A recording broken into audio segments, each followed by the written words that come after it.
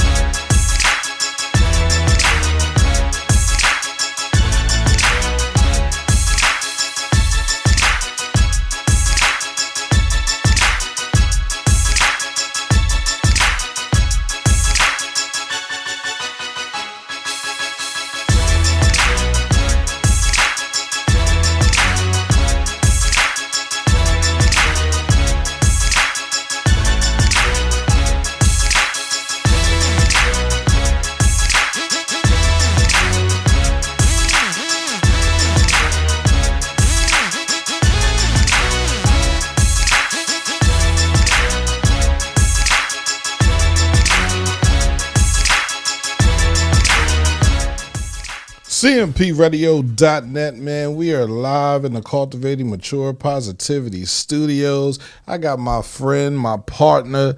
He was my ride or die for a while there, man. Every day we were talking. He got a job and he left me. But I get it. I understand it. I didn't forget about you. No, you definitely didn't forget about me, man. I have Jim McLaughlin in the building. Say what's up, Jim. Hey. Yo. And it's always good to see you, man. This has been a thrill to get back and be able to do this again and talk and figure, because we've had many longer conversations about the meaning of life and the meaning of work and the meaning of community and all kinds of things. Every time I took a job, he was like, "Are you sure you can do it?" JP, I don't think. I was like, I got it, Jim. Take on another thing. You're going to take on something else? You're going to explode. Well, hey, and I wasn't crazy because, I did. I'd exploded. You did explode a little bit. I did. So, you are absolutely right. And we don't. And I say that it's not going to be the way it works, right? No, it can't be your health has to come first. Have to come first. But in any case, it's great to be back. Yeah, I haven't been in the studio now. What? 4 years? 4 years. Something like that. 4 years. As soon as COVID was done, he was like, all right, I got to go. Well, I had to go work. I get it. Look, you're not the only one. I understand it completely. It's tough, yeah. But how's the wife? Laura is doing great. Hopefully she's watching us now, but I don't know. Who knows? Right. But she is doing terrific. I couldn't be happier and prouder of the work that she does with her students. Absolutely. And she helps me a lot.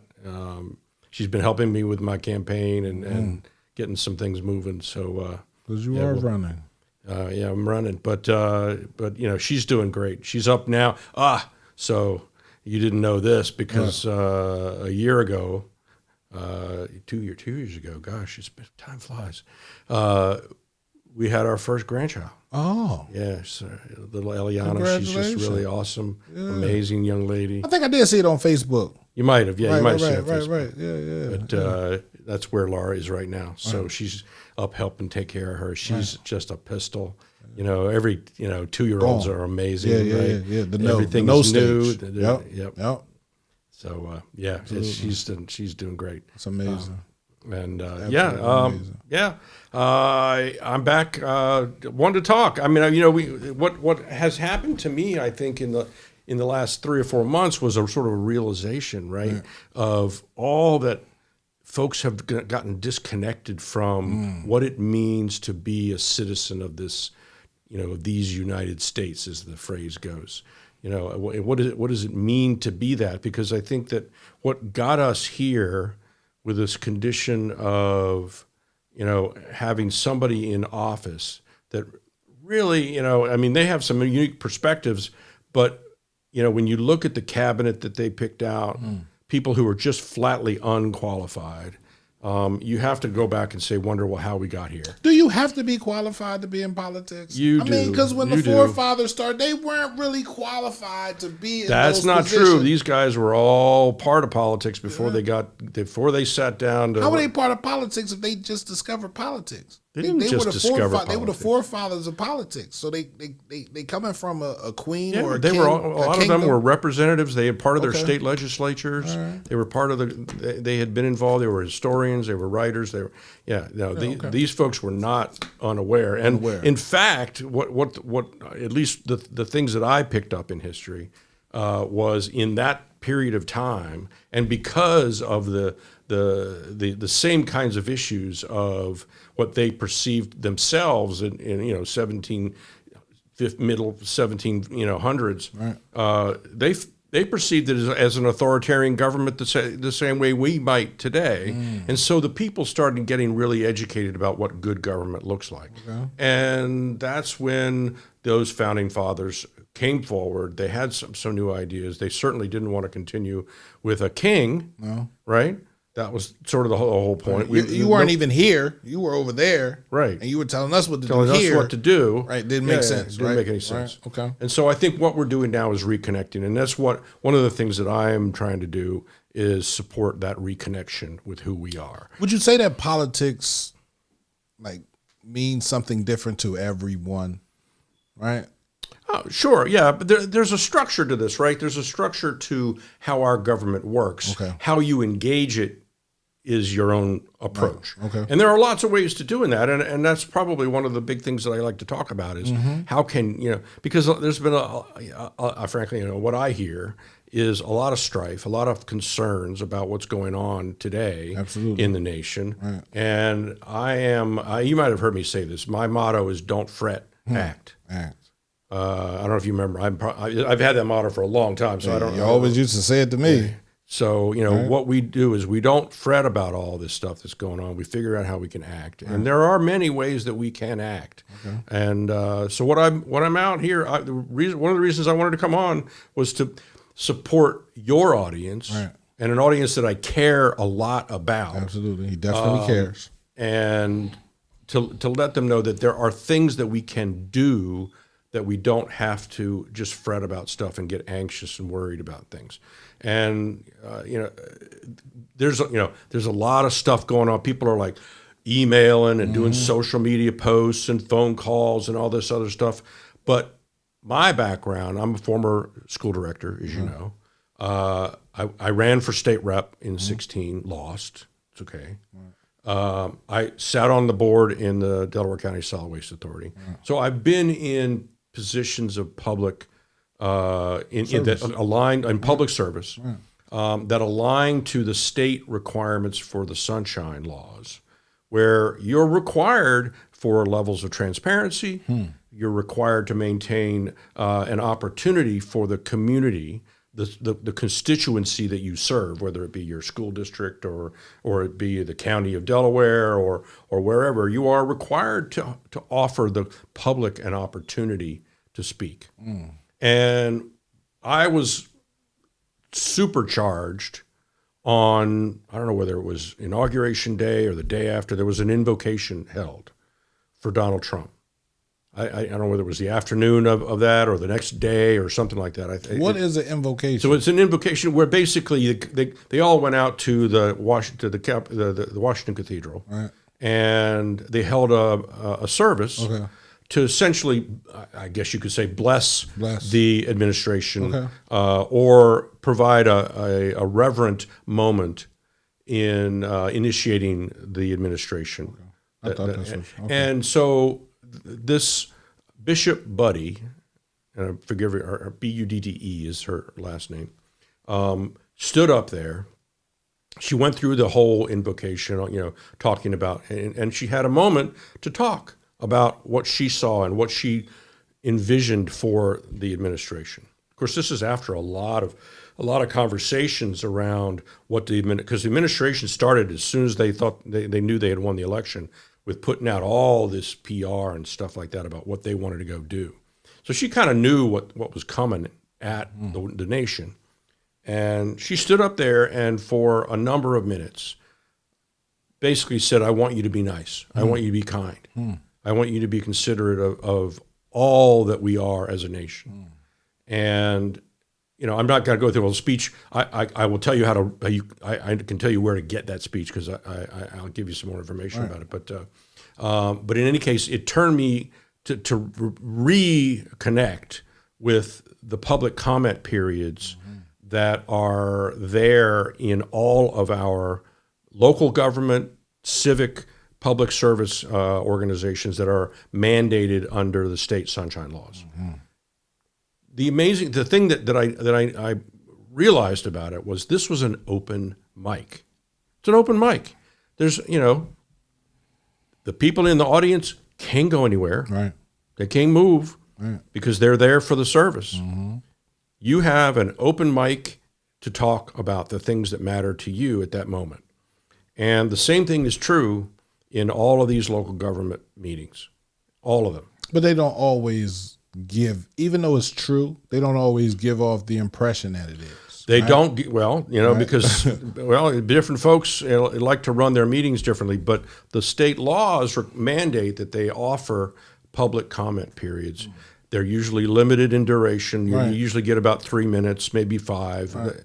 It kind of depends on how many show up, frankly. If there's, if there's 1 or 2 people, the board chair or the chair of the organization that's sitting there will usually grant more time if somebody is making a point. But if, to allow for some control, they will tell you, we're only going to allow 3 minutes.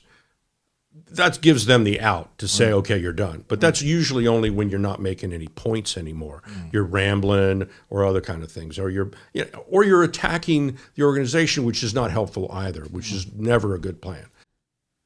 My thing is, how can, and I know you can, I'm not saying that you can't, but how can regular people hold their government accountable for the mistakes that they're making? Well, voting is the obvious answer. I mean, and that's what is immediately available. However, and this is, again, a part of why I want to promote this idea of using the public comment periods, because you can let the local government officials know that they are going to be held accountable. You will tell them how, you'll tell them why, and you will engage others in the community, because often these public comment periods are recorded, published, usually out on their Facebook pages or wherever they might. And if they're not, I would encourage people to record them. But nevertheless, you can let them know what's coming, and I think that you can have an effect. I think I really do. So, and I know this, it's a great question. I know this because I've been on the receiving end of these public comment periods. If somebody says something that really makes you think, and you're confident is representative of a significant portion of your community that you're serving, then you're going to take that message and if not act directly on it, you're certainly going to consider that position as you continue to do your strategic planning and other things that you do. So I don't think at all that just voting is, that happens every couple years, maybe every 4 years for a particular, elected official or something. I don't think that's the only time that you can influence them. Okay. And I think we have an obligation. I think it's good practice to go to the public meetings, to use the open mics that are there, come prepared, and talk about your story and how some issue is personally affecting you, someone a member of your family, whatever. So this is not just talk. Right. So I built a website called OperationSunshine.info, INFO. And it is focused on giving people the basic steps of how do you do that. You want to find the meeting that you're would like to attend, or a meeting you'd like to. You can do this because these meetings happen monthly usually, or more often sometimes. You can practice getting better and better at this. Nobody's going to fault you for giving it a whirl. So find the meeting that you want to go to. put together the message that you have for the organization, and deliver it and try to record it. Bring a friend. And bringing a friend is really good because it gives you that moral support to know that there's someone else there with you. But they can also, the other good thing is they can record you if there is no other recording. So those three basic steps are what I have documented on OperationSunshine.info. And in addition, I provide other blog posts and other things on why you want to do this. I give people examples of what it looks like to do it. Because sometimes, as you know, when you see somebody do something, suddenly you feel like, oh, I can do that. So I put and publish examples, my own examples, so that because I wanted to make sure people understood that I'm not just talking, I'm doing too. Right. I'm not fretting, I'm acting. And also showing people specific topics that they might talk about.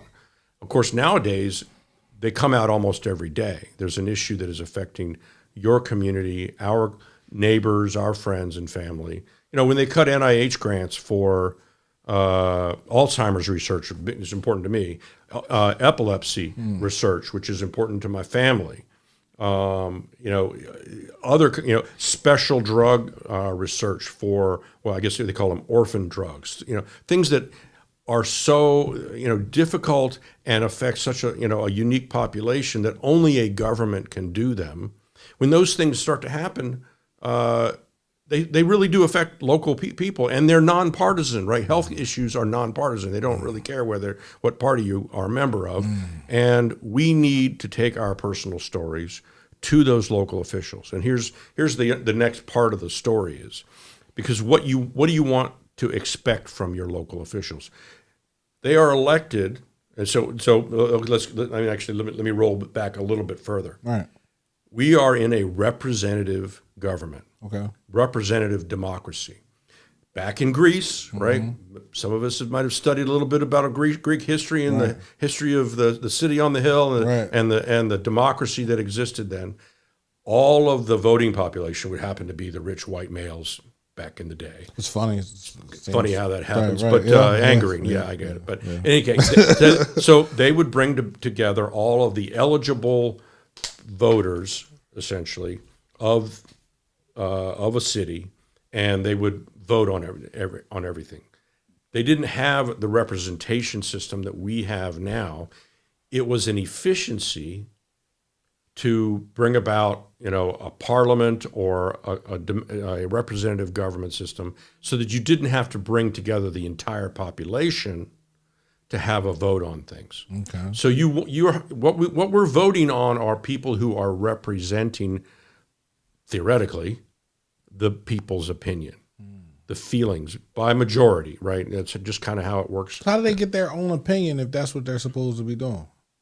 Right? How do they get to make decisions that don't benefit the people? That's the whole point of the public comment, right? Because there's no way that an elected official, no human being, can run for office knowing all the issues that are going to come up in front of them. Right. There's no way. You're blind to that. Yeah. Right? So I get that. So it is our job, and so I come back to the point is, in a democracy, just as it says at the very front of the Constitution, we, the people, establish this government, which is basically to say, it's still ours, folks. It is still all of us. But we are establishing the Constitution as a representative government, okay, as an efficiency measure to executing the needs of our collective society. So, but it never removes the responsibility of individual citizens to be involved in, to be aware of, and participate in the governmental process. And we do that through these sunshine laws. I don't know how long they've existed, they've probably quite a while. Right. But to your point of how does a politician understand how they should decide on any particular issue? Well, the easiest thing would be for them to ask. But You know, sometimes they're regular human beings. They got time. They don't have all the time in the world to ask every question. Can you really consider them regular human beings once they become and to whatever space they are elected into? They were chosen by the people to represent them, their wants, their needs, their desires, right? That's what they were elected for. They are public servants. Yes. Right? True. If you're serving you, how are you serving the public? Right? That's first. If Well, you're serving you, you're not serving the public. Oh, without a doubt. I mean, they need to always be mindful of the fact that they're elected to a position, Right. not because of who they are. They are there to represent the community, or they're elected because the people feel like they are representative and able to represent. Those things should roll. They should switch every 4 years. Well, they do. A lot of in terms of re-election. In terms of no re-elections. No I understand re-election. your point. Yeah, Right. That's how you make sure the person that's in there is going to do the best job. Right. Is you're constantly bringing in new thinking. New people. Right. New right. thinking. Yeah. You were in there for 4 years. You're gone. Right. And right now it's not set up that way, but I certainly can understand the point. Which you got is senators in there for 20 years, congressmen in there for 20 years. How are you a congressman for 20 years? How can you possibly be for the people? Solidly for the people all the time in that situation? Well, a lot of it depends on how hard they're working to connect with the community. And so what I tell people though is don't rely on the every 4-year vote to make your voice known. They need to hear from you. If they're not asking you, you need to be telling them. So there's two parts of being an elected official. In any of the positions that I've been in, it's the same. You're there to represent and oversee the issues that are coming up that need addressing in your community. And they are very local issues, whatever, whether it be the county or a township or whatever, you are there to address the issues that your community needs. But you have another role. The role is to look outside of your community and understand where are the issues coming at us? Where are the issues that are, potentially going to impact our community members, which is really a lot of where we are right now. A lot of issues, whether it be job cuts or funding cuts, there's a lot of stuff happening outside of the county, outside of our townships and municipalities here that I firmly believe that elected officials have as much responsibility to voice their concerns over those outside issues, those policy issues, as, say, representative whoever at the federal level. If it's a federal issue, like a lot of things are right now, we can't just point to the federal elected officials and say, you fix this. Every single person within the power structure, within the policy structure, needs to be a voice in favor of change or correcting whatever the issues are that are being seen. And so I refuse to believe that you can just be an elected official and just be heads down on your community looking at it, and that's all you do. Because things fall, right? And if you're not looking up, you get hit in the head. Yeah, exactly. Well, we head on the swivel. You learn to play soccer. You learn to play a lot of sports. Absolutely. You got to play heads up ball. Right, you do. Yeah, you got to worry about where the ball is, but you got to worry about where everybody else is too. And Absolutely. everybody else is the folks in this case that are outside of the municipality or the organization that you're running. And so I'm, as part of my Operation Sunshine initiative, I don't just encourage folks to go to those public meetings and say, we have this XYZ issue in our community.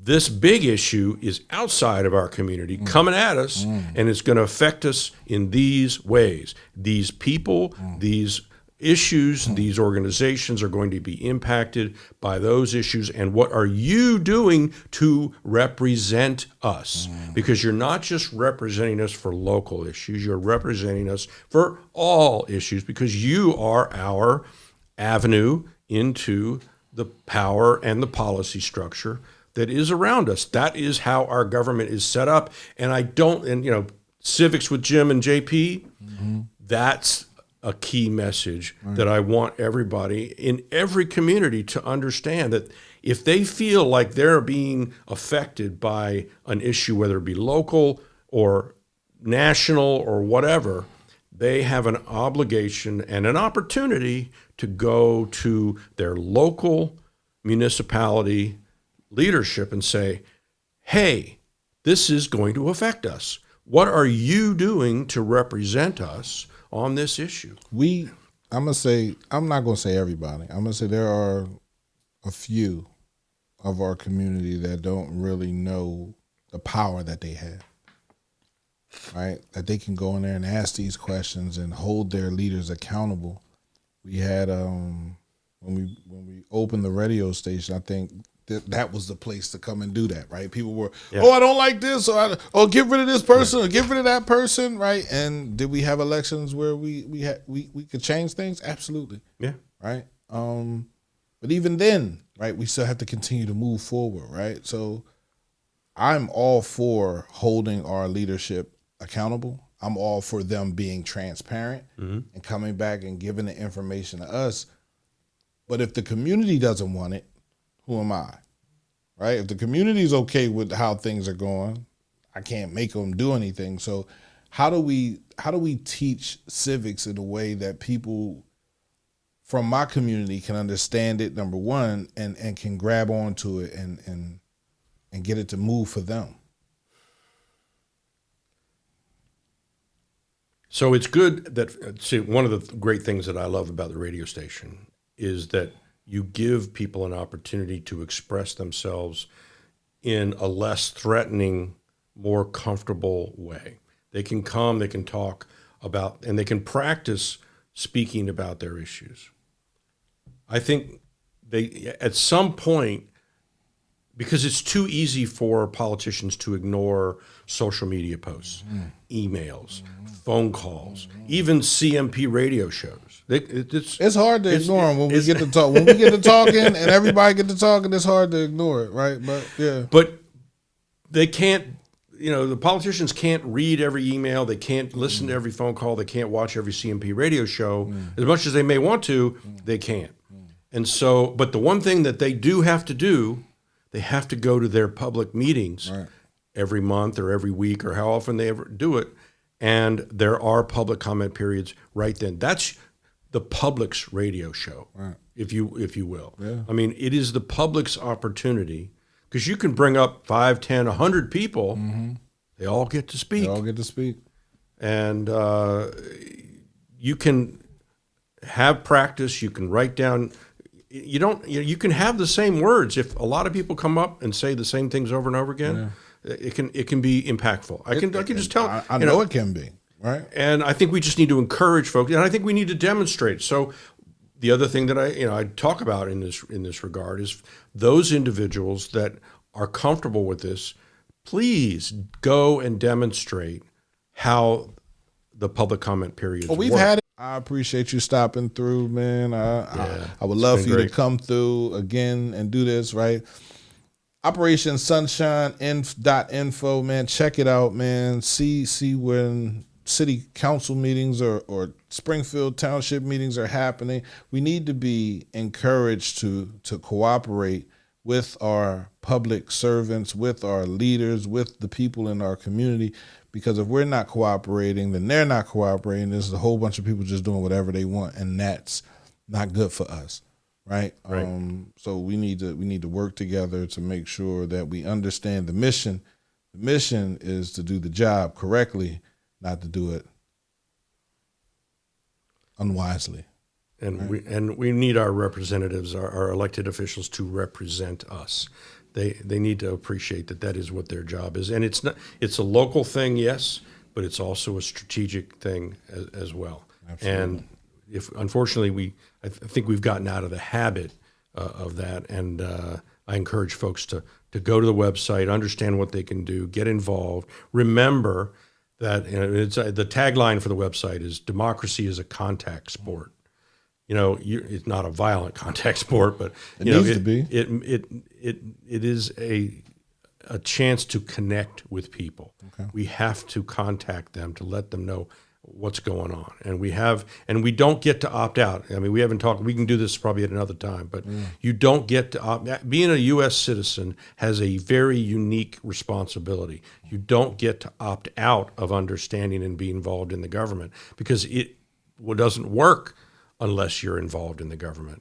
As we see, it can run amok. A lot of bad things can happen when officials are allowed to go crazy, and they're not reminded of their civic responsibilities, their public service responsibilities. So, always good to talk to you, man. I appreciate it, man. I'm grateful to be able to come by. I love the studio. Thank you. I love your studio. Thank you. I want to thank Jim McLaughlin for stopping through, man. Again, Jim, I appreciate you, brother, for everything that you allowed me to see when you were working with me. Still talking to me on the phone, motivating me, keeping me positive, keeping me pushing, and making sure I got my eye on the ball. I appreciate you for that. I truly do. And I appreciate all you do, too. It's great. Good to talk to you, man.